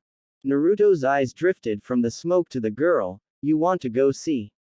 Nojiko nodded. Well then hold on Noji-chan. Naruto grabbed her and shunshin towards the town square. Johnny just kept walking along back towards their ship. Man, Naruto Aniki has such a high bounty, that's insane. Yosaku noticed something. Hey, what is a marine ship doing next to ours? Johnny's eyes widened at the sight of a royal blue, normally colored marine ship docked right next to their orange abomination. Ah. They must have thought that it was an actual marine ship. If there are any marines on that ship when Nojiko and Naruto Aniki get back they'll chase us. One marine jumped out and looked around Naruto's ship. Hey. This one must have been commandeered by someone. It's marked out all of the marine stuff on it, not to mention it's totally orange. Have you seen this piece of crap? How could I not have? I saw it from 2 miles out. Called out a voice from the real marine ship. Johnny let out a girlish shriek. Ah. They're going to take Aniki's ship back. Yosaku's eyes hardened at that thought. No. We have to protect Aniki. We can't have him fighting alone all of the time. We have to fight too. Johnny grabbed him by his collar. Are you insane? These are Marines. The real pirate hunters. They chase real pirates, not just the weak ones that we were going after. Yosaku shook his head and drew his sword. I don't care. Naruto Aniki would have done it, so I will too. I will be strong like him. With that Yosaku rushed the gangplank and ran onto the orange ship, surprising everyone that was on board. One marine looked at Yosaku oddly. Who the hell are you and what are you doing here? Yosaku growled. I'm here to take back my Aniki's ship. Leave now or I'll make you. The marines started laughing. Who does this guy think he is? He doesn't even look like he knows how to hold that thing. How is he going to take this thing back? Like this. Yosaku rushed the first marine who blocked with his rifle and pushed him off. This is Naruto Aniki's ship. The marines pulled out their rifles and fired at Yosaku who took cover behind the mast. Oh man, how am I going to do this? They all have guns, all I have is this sword, and I'm weighed down. His eyes widened in realization. Wait a minute, I'm weighed down. Flashback. 2 days after setting course to Logatown. Johnny and Yosaku were slogging around the ship as fast as their legs could carry them with their tongues hanging out, panting pitifully. Naruto was overseeing them, walking up and down the mast, sticking to it with chakra. Feel that burn guys, that feeling of your muscles screaming at you to stop moving. Don't listen to it or I will jump down there and break my foot off in your asses. Naruto looked down to see Nojiko pouting up at him. You're going to kill those two Naruto-kun. Naruto grinned. Nah, they're fine. Right guys. Johnny and Yosaku both groaned loudly. Naruto got a tick mark on his head. What was that? Was that? Please jump down here and beat some spirit back into us Naruto Aniki. Well, okay, if you insist. Johnny and Yosaku suddenly sped up.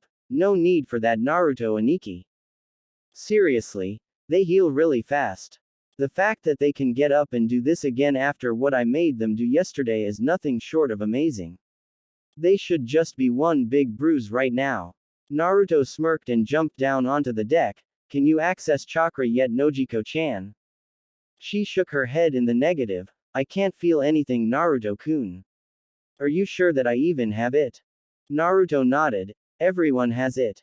Just keep trying whenever you have the time. Even these guys can do it. He looked at Johnny and Yosaku. Come here, you guys. You're done for the day.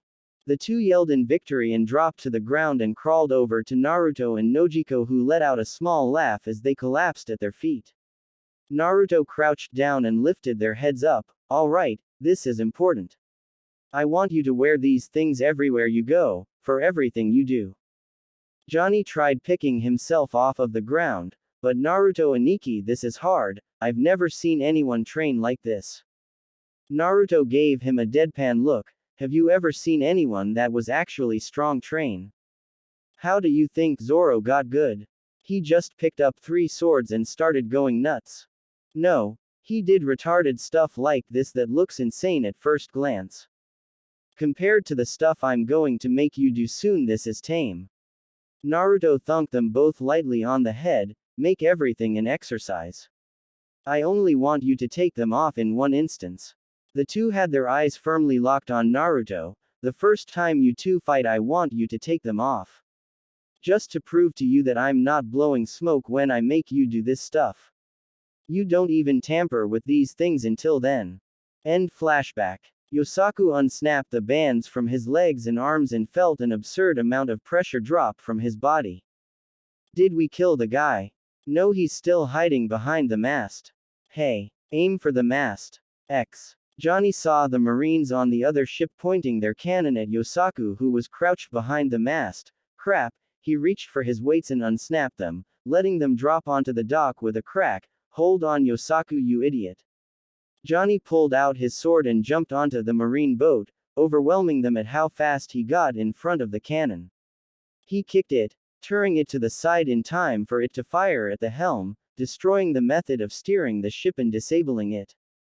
Johnny surprised himself at how hard he kicked the cannon, so much so that he didn't notice the Marines looking at him oddly. Who the hell are you?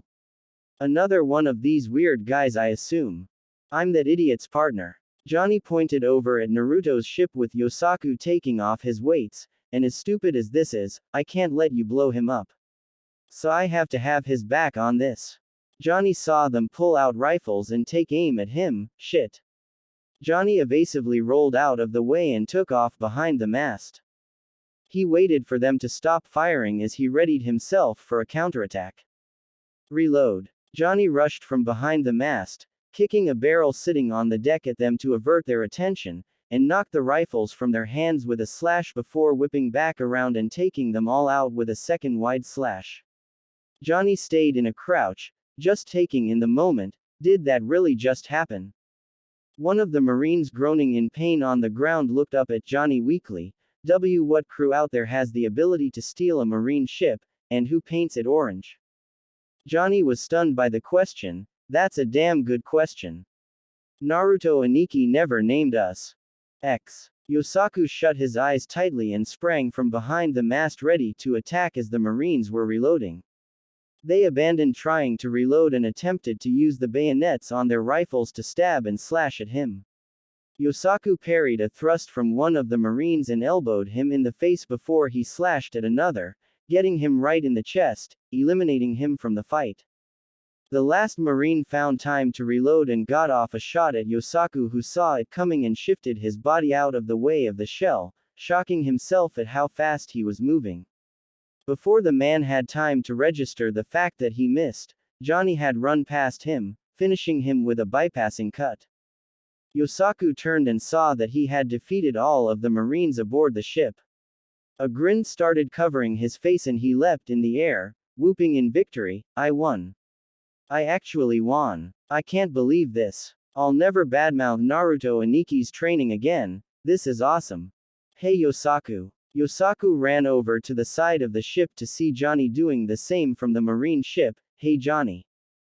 Johnny had an identical grin on his face. Did you win too? Yosaku started laughing madly. It's never been that easy before. That was just after a week of training. Johnny thumbed his finger over his shoulder. Naruto and Nikki said we didn't have any ammo or weapons, so I think we should raid their supply. I mean, they did try to take our ship. Yosaku slapped the side of the ship before jumping over and heading over to Johnny. Hell yeah. Now that's showing initiative. X. With Naruto and Nojiko. Naruto and Nojiko appeared in the middle of a crowd of people, dispersing them out of shock from seeing two people appear in a swirl of random leaves. Naruto saw Luffy, Sanji, and Zoro running away from the square towards the docks. Naruto had to blink. Did we just run into Luffy and your sister's crew again? What the hell? How did we catch up to them? Nojiko looked at the men of the Strafut crew run away. I don't know. Is your stolen marine ship that much faster than theirs? It has to be because you left 2 days after they did. Nojiko gasped as she saw the amount of marines chasing them. If they get back to the rest of the crew where Nami is. Naruto groaned. Oh well, I guess things have been quiet enough. Come on, let's make sure your sister and her friends don't get arrested. Naruto picked up Nojiko piggyback style, ignoring her sound of surprise, and took off running along the rooftops of the city, keeping pace with Luffy's crew and the marines.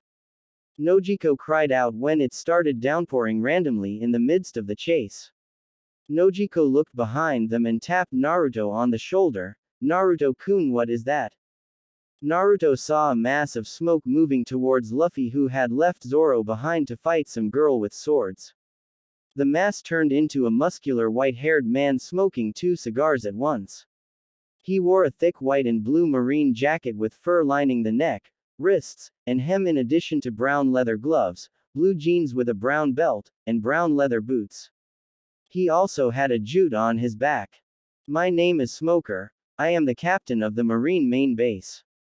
I won't allow you to get out of here, Monkey D. Luffy. Smoker's arms turned to his namesake as he sent them out at Luffy, snatching him up into the air. Sanji tried kicking at the smoke to free his captain. What is this? However, his leg was caught just as easily when he kicked at Smoker's face. Don't mess with me, you weakling. Haoito Auto, white out. He covered Sanji in smoke and picked him up like Luffy.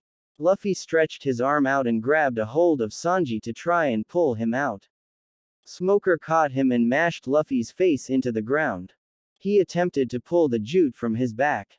Naruto, upon seeing this, was about to spring into action until a hand rested on Smoker's arm. I don't think so. Naruto's eyes widened at the sight. Fast, suddenly a massive storm came up, forcing Naruto to hold tight to Nojiko lest she get blown away like Smoker was. The storm was the opportunity for Luffy to reach his feet and escape with the rest of his crew. Naruto jumped to the ground as the mysterious man vanished. Who the hell was that guy? He's the strongest guy I've ever seen since I've shown up here. Where can I find more guys like that to fight? Nojiko hit him on the shoulder. You want to fight that guy? What's wrong with you? Guys as dangerous as Arlong aren't enough for you anymore. Naruto picked his ear. Nope, not really. Arlong was a jabroni. That guy's a champion. Naruto's eyes cut to the side. Speaking of jabronis, Naruto threw a kunai on the ground as a motorcycle stopped in front of it. Naruto stared at Smoker, who had come back from being blown away. Naruto formed a kage bunshin. Nojiko-chan, go with my clone back to the ship. Tell the others to get everything ready for us to leave. I might need to make a quick escape. Nojiko nodded nervously and grabbed the kage bunshin's hand. Be careful, Naruto-kun. Aren't I always? He gave her a wide grin. Now get on out of here. Nojiko gave him a hesitant smile and took off with the kage bunshin to the ship. Naruto's grin dropped as he turned back towards Smoker. So I assume you're here to keep chasing Luffy. I can't let you do that. You see, that strong guy showed his face to get him free, and I have to believe that someone that powerful doesn't just do random things for no good reason. That's not his style, so in order to meet this person that I can fight him, I'm going to have to stop you from pursuing Luffy. Smoker climbed off his bike, cigar smoke billowing from his mouth. The seat of war, Naruto Uzumaki, one of the youngest marine-killing pirates in the entire world. Are you saying that you intend to pursue Monkey D. Dragon, the most dangerous man in the world? Dragon is the man's name. Good to know. Naruto snickered. Young. Yeah, sure, let's go with that. And Nezumi was a shitstain. Fuck that guy. I'm not a pirate just because I killed some crooked marine captain, but it doesn't matter at this point. Naruto dropped into a stance. If you want some, come get some. Smoker shot his arms out in smoke again in an effort to surround Naruto. The blonde was faster than the attack, however, as he evaded the shot and ended up in Smoker's face, hitting him with a series of rapid-fire punches. Naruto was noticeably irked as his fists went through, much like Sanji's had. Naruto avoided Smoker's counter of using his body to engulf Naruto's frame by flipping up one of the walls nearby. What the hell is that? Why can't I hit you? I know I hit harder than Sanji or Luffy can. Smoker's face appeared in the massive cloud of smoke that he became. This is a Logia type Akuma no Mi. Anyone that uses these kinds cannot be harmed by most attacks other than their weaknesses. Now get ready to face the gallows that Straw had avoided earlier. Haoito Suppaku, White Spark. His massive smoke body charged at Naruto. Naruto rolled backwards in retreat. What the hell? Now I can't run or he'll follow me to the ship and then everyone else is screwed. He yelled at Smoker. Fuck off. You're really starting to piss me off now.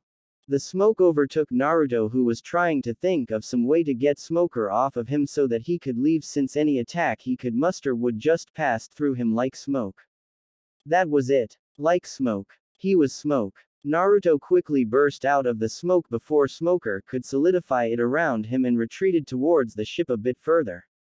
Smoker laughed as he chased Naruto towards the ocean. Just give up, Uzumaki. It'll be easier for both of us. Naruto looked behind him again. Yeah, actually it would be. Since I would just break out of wherever you would put me and be on my merry way, but I have people to take care of and you're in the way, so now it's time to remove you. Naruto pressed his hands into the horse seal and took a deep breath. Fudden, Tatsumaki Sanden, wind release, twister shot. Naruto spat out a massive tornado that ripped up the streets and messed up houses and other nearby buildings. The tornado pulled Smoker's body into the forceful whirlwind. Naruto held fast to the ground with Chakra as he watched his opponent get tossed about into the air. Naruto snickered as the attack cleared up. Later, Smoker. Feel free to find me again when you put yourself back together. Naruto ran off towards the ship. Nojiko had her hand over her face, shaking her head slowly. Naruto-kun is going to kill you too. You're both so stupid. I really underestimated how dumb you two were. I gave you the benefit of the doubt. Never again. Johnny sat on the brand new cannons they had moved from the other ship onto theirs. Johnny was gleefully buffing the one he was sitting on. Why would he be mad? He already has a bounty. How the hell would he find himself any worse off now? And we have cannons and tons of ammo right now. Whoever's ship that was, they were loaded. Yosaku was busy hauling crates of bullets under the deck for storage. Yeah, and we actually beat our opponents. With all that Naruto Aniki has done for us, getting him some firepower was the least we can do. After all, we are just his humble pupils. Naruto appeared on the deck in a burst of leaves with a mirthful look on his face. All right, today has been eventful. Let's get out of here before Smoker pulls himself back together and starts hunting me down. There are some seriously weird powers out there, I swear. Naruto looked at the 4 new cannons he had lining his deck, 2 on each side. Where did these come from?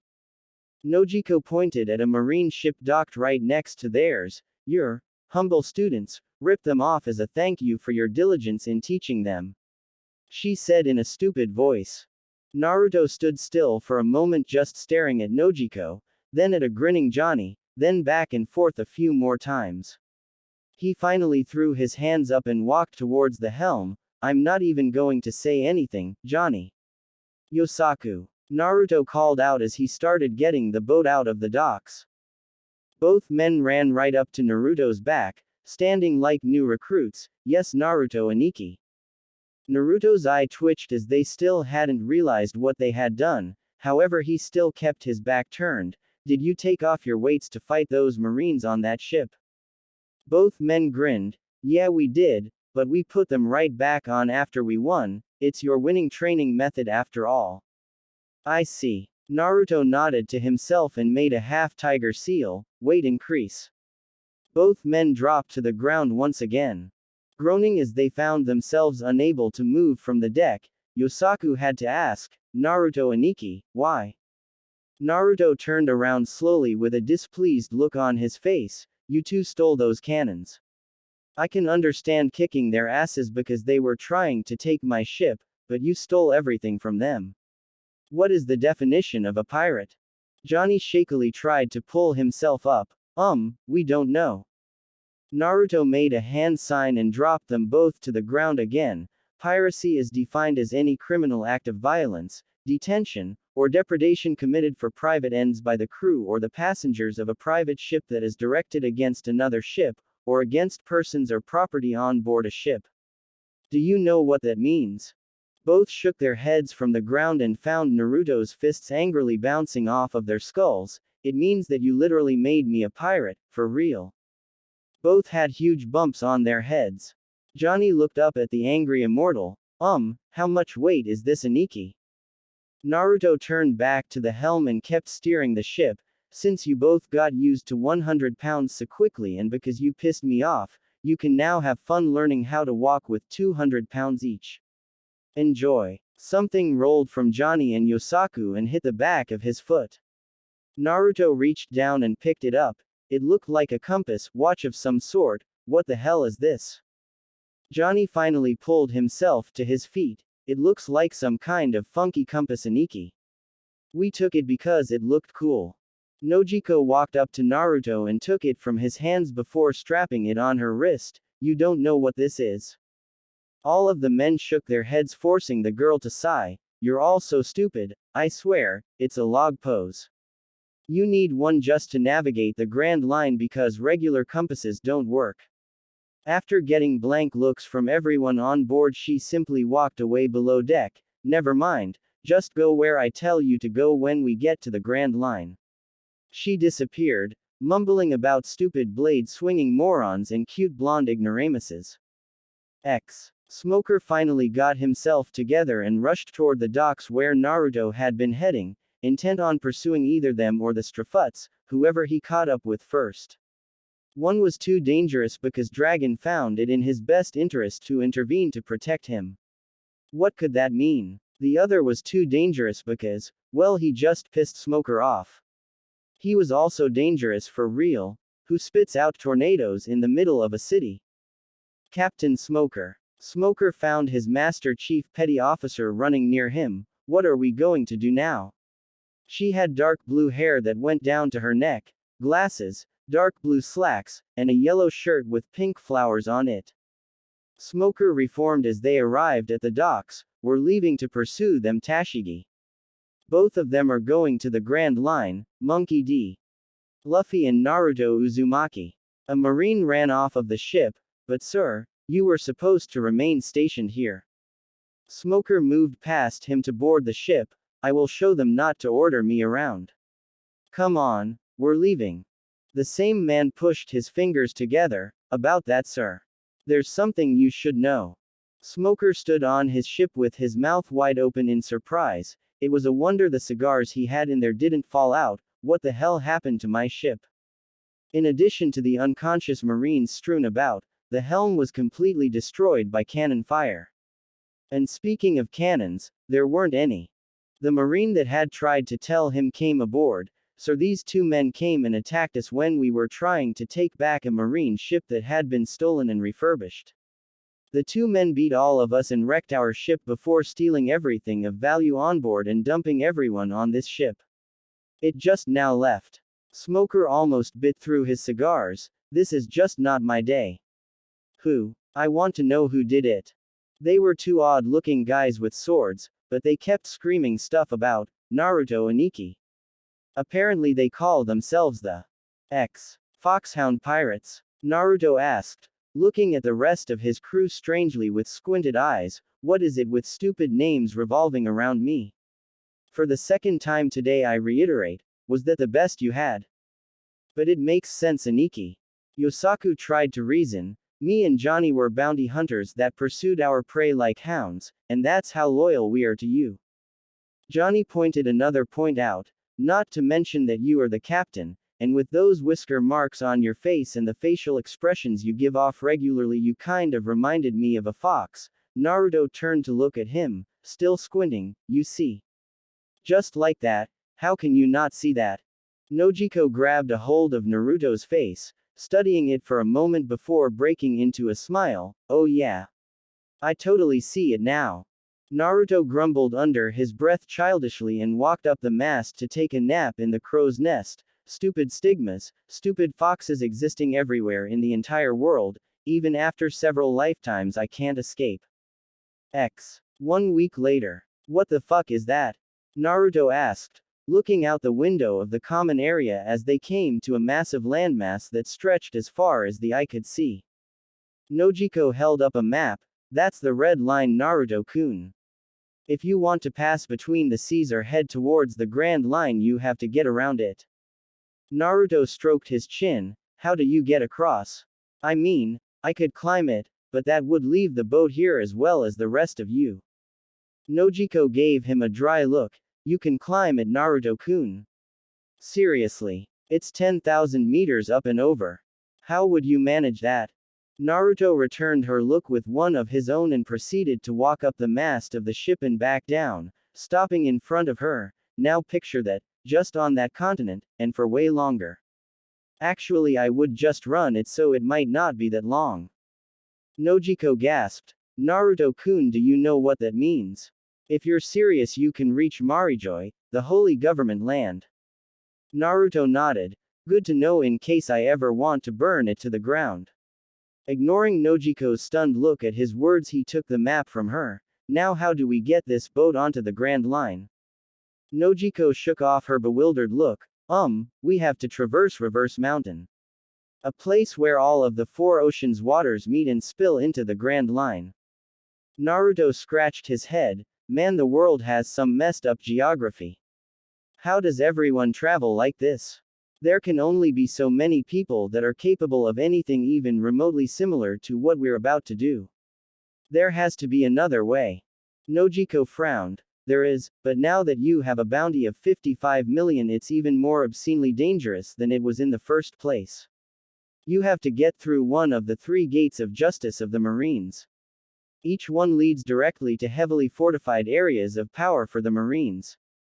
Naruto shrugged. We have a marine ship that apparently still looks enough like one to risk getting repossessed. I'm damn sure that there are some marine uniforms on this tub, why not? It seems a hell of a lot easier than climbing a mountain.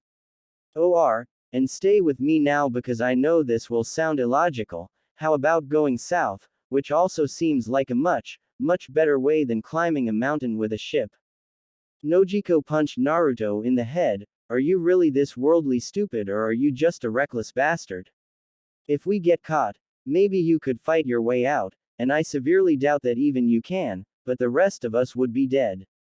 Even if it did work, not only would it only work once, your bounty would have to triple because you made a damn fool of the Marines, getting past them like that. All ways are risky for different reasons, Reverse Mountain is the way everyone uses. Naruto and Ikki. Johnny ran inside. The ship has stopped, it's like the wind died or something. Nojiko scraped her nails on the table they were sitting by and ran outside. No. Naruto and Johnny followed her outside to find her reasonably freaking out about something. Noji-chan, calm down and tell me, what's the matter? It can't be that bad. Nojiko turned to him. Calm. Calm is what the problem is in the first place. We're in the calm belt, the stretch of ocean surrounding the Grand Line. Naruto smiled. See, I knew there was an easier way to get there than climbing a mountain. Nojiko didn't calm herself. No, this is different, it's not good at all. This place is the reason I didn't want to go south in the first place. The calm belt is swarming with sea kings. Naruto raised an eyebrow while Johnny paled. Okay, what the hell is a sea king and why do I care? Johnny started moving towards the mast, trying to stay away from the edges of the ship. Sea kings are gigantic monsters way bigger than anything you'll see anywhere. They attack anything that comes near them mercilessly. Naruto shrugged. So, I'll just kill it. It can't be any tougher than a rampaging demon of myth, right? Nojiko just stared at him. I'm not even going to ask, but seriously, we need to get out of here. Or, Naruto started, we just need to hustle to the Grand Line. Once we get there everything should be cool, right? Johnny cupped his chin in his hand. Well, theoretically it should be. Right. I mean they do go other places, but for the most part they only stick around in the calm belt. Nojiko had anime tears coming from her eyes at this point. You're going to get us all killed. There's no wind here, there's no current, don't you remember? How do you think we're going to get anywhere without even any wind? We need to get this thing turned around and keep from heading south. We need to go north to Reverse Mountain. That's the way all pirates get to the Grand Line. Naruto picked at his ear. Marines don't do it. Nojiko blinked. Huh, that's right. I've never heard of any Marine doing that to get to and from the Grand Line, or anywhere in general. Even though they have the gates of justice that can't account for everything, can it? I mean, Impel Down is in the middle of the calm belt. How the hell do they get anyone on or off that place? Yosaku came on deck yawning. Hey guys, what's up? Naruto turned towards Yosaku and gestured for him to come over. We're trying to figure out how the hell the Marines can go everywhere in the entire world with all of the strange crap that act as natural barriers. Yosaku's eyebrows raised. Why are you worried about that? Are we being chased or something? Nojiko shook her head. No, it's because we're in the calm belt. Oh no, we're still in the calm belt. She pointed at Naruto accusingly. Stop distracting me by being so cute and inquisitive. We need to get out of here. Naruto raised his hands in defense. Yosaku just walked over to the training area and brandished his sword before beginning to go through his motions. Oh, that's it. We're fine. Nojiko snapped at Yosaku. How the hell are we fine? I may not be nearly as good at navigating as Nami is, but I know that the calm belt is a death trap for most ships. Yosaku just kept practicing. Yeah, most ships. This is a marine ship, remember? Yosaku made a face while he was moving about. Hey Naruto and Nikki, can you increase my weights for me? Naruto nodded and did so, watching Yosaku buckle slightly before he continued to work out as Nojiko didn't understand what he was talking about. What do you mean? This is a marine ship. Duh, who cares? Yosaku was starting to get irritated, because marine ships have seastone lining the bottoms so that sea kings can't sense them in the ocean water. That's why marine ships can go anywhere. Why do you think they can get to Impel Down in one piece? That place is teeming with sea kings. Everyone else just stood silently while Yosaku eventually got tired of everyone staring at him. What? Johnny pointed at him. How do you know that? You don't know anything. Yosaku rolled his eyes. Because when we stopped off to drop our bounties, I didn't just stand there looking stupid while waiting in line. I actually listened to some of the stuff that the Marine guards would say. You'd be surprised how much that comes up. It's like every Marine worships seastone or something. Naruto rubbed his hands together in excitement. Alright. Now that that little issue is resolved, we still need to get out of here. Kage Bunshin no Jutsu, Shadow Clone Jutsu. Naruto formed 5 clones that jumped off of the back of the ship and ran out a decent distance on the water. Give us a boost, boys. The clones saluted him and made hand seals. Fudden. Datapa, wind release. Great breakthrough. They caused a great gust of wind to fill the ship's sails and blow it along from its stationary position. Yada. Grand Line, here we come. Naruto yelled into the distance at his waving clones. Good going, guys. The party of the Kage Bunshin was cut short when a massive pair of jaws emerged from the water, snatching them all up and devouring them. The entire crew, sans Naruto, watched with wide eyes as the creature dove back underneath the water. Naruto scratched his head. So that's a sea king, huh? I can see why you were so concerned now. He said blankly. Oh well, whatever. Let's go. He walked back to the helm, taking a shell-shocked Nojiko with him. I really need to learn how to navigate. We're all going to die. Why was coming out here supposed to be a good idea? She muttered to herself as Naruto led her away. Johnny's sunglasses were falling slightly off of his face. Yosaku. Yosaku's eyes were still bulging. Yes, Johnny. We're going to die out here, aren't we? Naruto's voice was heard. Johnny.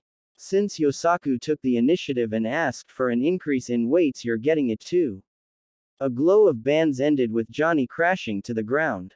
Yosaku nodded in answer to Johnny's question. Yes, we are. The only question is, whether the Grand Line will do it, or will Naruto Aniki do it himself.